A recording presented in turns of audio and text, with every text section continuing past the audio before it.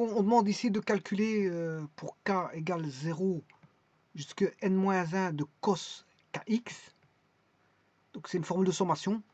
Bon, en passant par les complexes, bon, j'ai démontré pas mal de formules sur de sommation. En passant par les complexes, qui est un outil d'aide assez simple, parce que bon, quand on a des formules trigonométriques, rien de tel que de passer par les complexes pour utiliser Abraham de Moivre et de voir qu'on a affaire à des progressions géométriques. Ceci étant dit, ici, j'ai déjà développé ce genre de cosinus, donc je vais omettre les démonstrations que je faisais auparavant. Par contre, j'ai démontré une formule qui était la suivante. Somme, bien sûr, pour cosinus, ça a été démontré, c'est une vidéo qui est démontrée. Donc, comme elle est démontrée, je peux partir sur base de ça.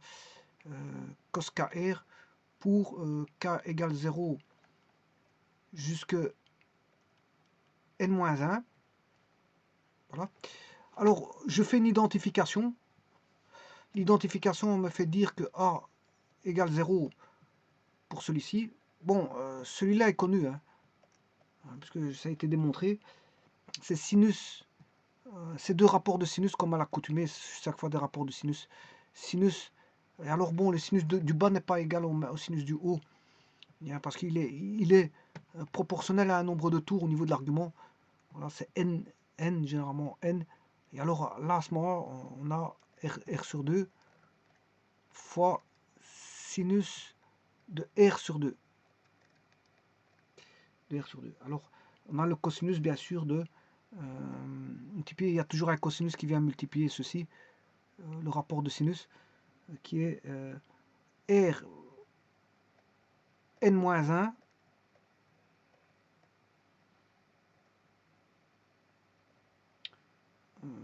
sur 2.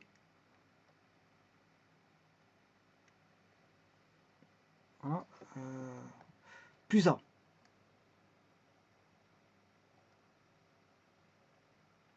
Voilà, plus a.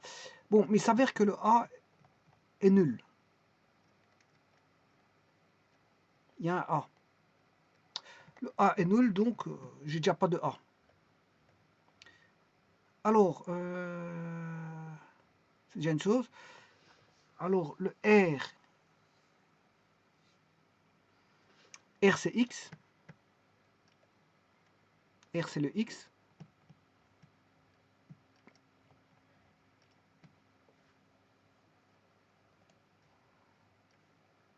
La vidéo est faite concernant cosinus A plus KR. Vous tapez à cosinus plus KR, j'ai démontré la formule. Hein. Vous allez la chercher de là. Ça vient de là. Donc le x est nul. Le a est nul, je m'excuse. Et le r, c'est le x. Donc on aura nx sur 2 sur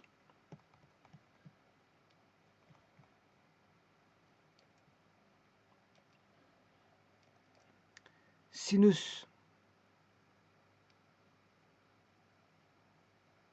x fois cosinus. C'est une application directe de formule, hein, je vous le dis tout de suite, parce que comme un n qui a été démontré, je la prends pour voilà, démontrer l'autre. Alors cosinus, r c'est x,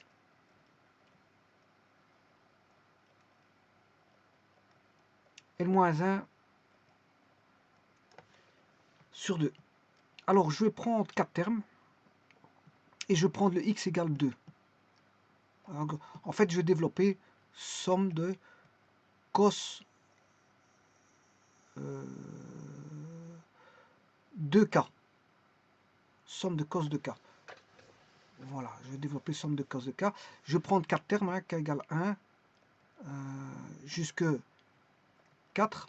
Donc je prends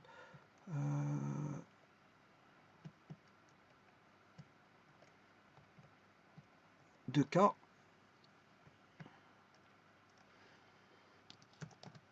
Cos de k, c'est k égale 1, ça fait 2. K égale 2, ça fait 4.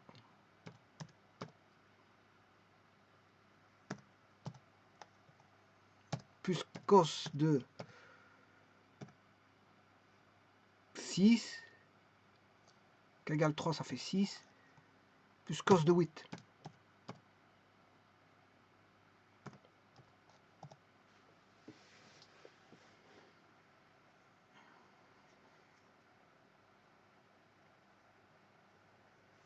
Voilà.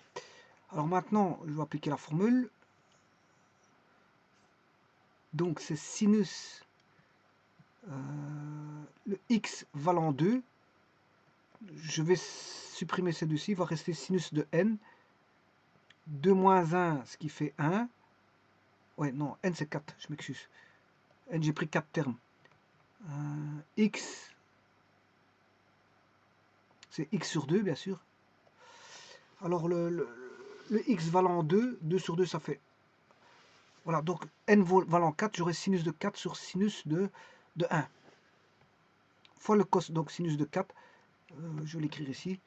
Sinus de 4 sur sinus de 1 fois le cosinus de x valant 2, 2 sur 2 ça fait 1, il va rester 4 moins 1, 3. Voilà. Donc sinus de 4 sur sinus de 1 fois cosinus de 3.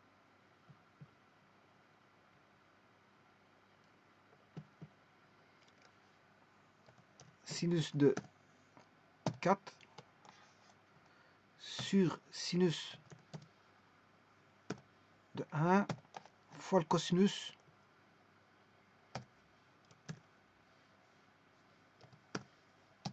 de 3. Bon, ici il y a une petite différence.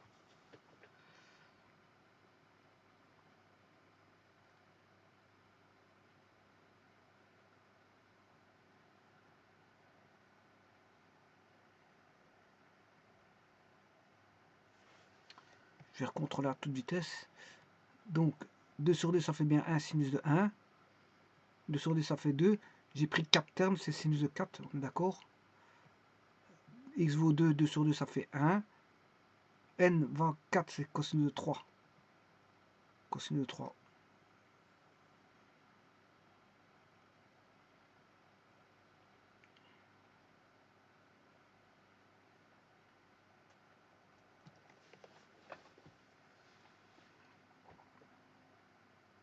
Oui, c'est normal.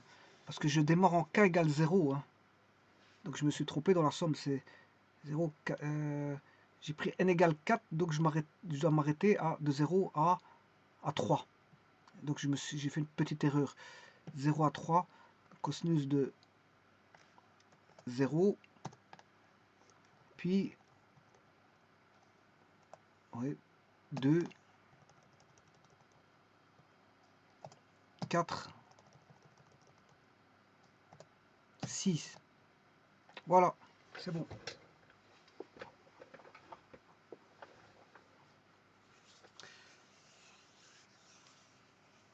Je vous remercie.